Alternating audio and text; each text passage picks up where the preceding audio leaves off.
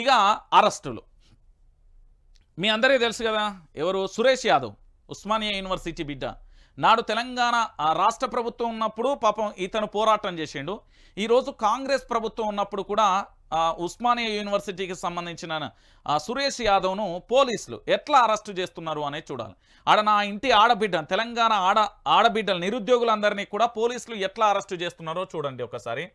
మద్దతుగా వస్తే ఎత్తి పడేసిర్రండి. ఎంత ఘోరం అండి అంటే, అదేదో ఇంటికాడ పార పని తట్ట పని చేస్తూ ఉంటాం చూడు. ఒక ఏంది అంటే ఉపాధి హామీ పథకానికి పోతే తట్టలలో ఒక్కొక్కరు ఇట్లా ఇట్లా అని ఏ విధంగానైతే తట్టను ఎత్తేస్తారో, ఈ విధంగా కూడా అక్కడికి మద్దతు తెలపడానికి వచ్చిన తెలంగాణ నిరుద్యోగ యువతను అంతే దారుణంగా కూడా, ఎంత ఘోరం అంటే ఒక పిల్లని ఇసిరేసినట్టుగా, ఒక రాయిని ఇసిరేసినట్ట ఈజీగా కూడా గొంతు పట్టి ప్రైవేటు పార్ట్స్ మీద కూడా చెప్పరాని విధంగా కూడా చేస్తూ వాళ్ళను అరెస్టు చేసిర్రు అనేది నిన్న మన దగ్గరికి వచ్చి చాలామంది చెప్పారు. నేను చెప్పిన కదా, ఇది ప్రజల కోసం, ప్రజారంజకమైన పాలన కాదు. మీ అందరికీ గుర్తుందో లేదో, రాష్ట్ర ముఖ్యమంత్రి యనుమల రేవంత్ రెడ్డి గారు ఏమన్నారండి? ఈరోజు అంటే అబద్ధాలు చెప్తున్నారు. ఈరోజు ఆయన అబద్ధాలు చెప్తాడు, దాంట్లో ఎలాంటి క్లియర్ కట్టు లేదు. ప్రజాభవన్ అంటే దాని పేరేం మార్చిల్లు? నాటి ప్రగతి భవన్ను నేడు ప్రజాభవన్గా మార్చిల్లు. మహాత్మా జ్యోతిరావు పూలే అని చెప్పిల్లు. మహాత్మా జ్యోతిరావు పూలేలో ప్రజా సమస్యలు పరిష్కరించడానికి ఒక ముఖ్యమంత్రి అయితే అక్కడ ఉంటాడు కదా, ఆ ముఖ్యమంత్రి ఏం చేస్తాడు? ఈ ప్రజలకు సంబంధించిన 4 కోట్ల మంది ప్రజలు ఎవరైతే ఉన్నారో ఆ 4 కోట్ల మంది ప్రజలకు సంబంధించి ఓ గంట సేపో, ఓ 2 గంటల సేపో, ఓ 3 గంటల సేపో అక్కడ ఉండాల్సిన పరిస్థితి అయితే ఉంటుంది కదా. నేను ఇంకొక అంశాన్ని కూడా చెప్తున్నా. గతంలో ఉమ్మడి ఆంధ్రప్రదేశ్లో వైఎస్ రాజశేఖర్ రెడ్డి అనే ఒక మహానుభావుడు ఉండే. తెలంగాణ ఉద్యమానికి వ్యతిరేకమా కాదా ఈ విషయాన్ని అన్ని పక్కన పెడితే కానీ అలాంటి గొప్ప నాయకుడిని అయితే మళ్ళీ చూడబోమనే విషయాన్ని నాకు తెలుసు. ఎందుకంటే ప్రజల కోసం ఖచ్చితంగా కూడా కొన్ని గంటల పాటు ఆయన పూర్తి స్థాయిలో ప్రజలకు సమయాన్ని కేటాయించేది.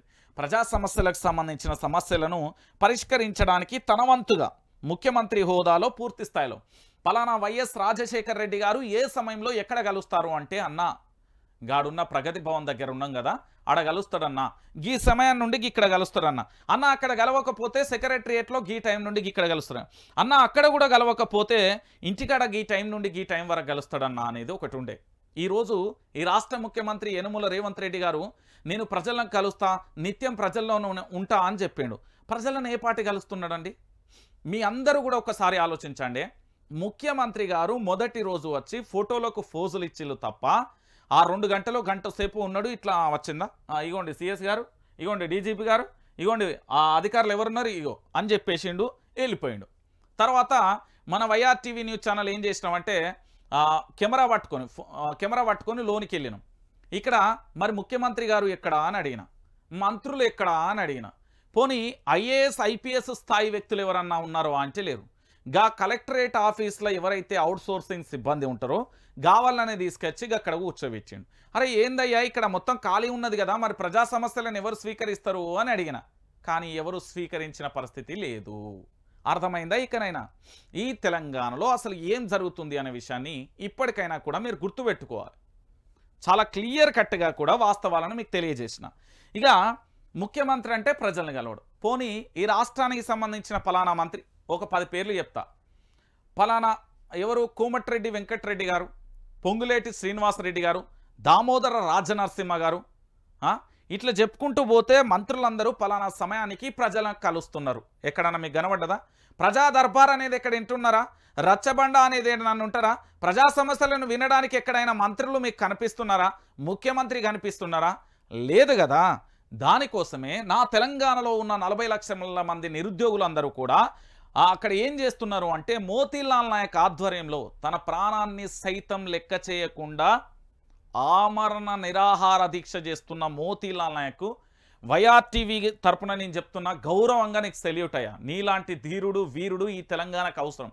కానీ తెలంగాణ ప్రాంత బిడ్డలందరూ కూడా తనకు మద్దతుగా నిలిచి, మీ అందరికీ తెలుసు సికింద్రాబాద్కు కూతవేటు దూరంలో ఉన్న గాంధీ హాస్పిటల్లో ఆందోళన చేస్తున్న మోతీలాల్ నాయక్ పూర్తి స్థాయిలో సంపూర్ణంగా కూడా ఇగో ఇక్కడ ఉన్న వైఆర్టీవీ నీకు మాత్రం జేజేలు పలుకుతున్నది. నిజంగా చెప్తున్నా, నీ పోరాటానికి మేమందరం కూడా హర్షిస్తున్నాం. నీ వెంట నీ కోసం పూర్తి స్థాయిలో కూడా వైఆర్టీవీ మోతీలాల్ నాయక్కు సంపూర్ణమైన మద్దతు తెలియజేస్తూ తెలంగాణలో ఉన్న 40 లక్షల మంది నిరుద్యోగులకు కూడా అండగా ఉండే ప్రయత్నం చేస్తుంది. ఈరోజు వాళ్ళ డిమాండ్లు కావచ్చు, ఇంకొకటైనా ఏదైనా. ఈరోజు ఇక్కడ ఎంత దారుణంగా కూడా ఒకసారి చూడండి. నాడేమో దొరపాలన ఇచ్చింది, మరి ఈరోజు ఏం పాలన అనాలే? పేరు మీరే పెట్టండి. ఈరోజు తెలంగాణ రాష్ట్ర వ్యాప్తంగా కూడా ఎట్లా ఈడ్చుకెళ్తున్నారో చూడండి నా నిరుద్యోగులను.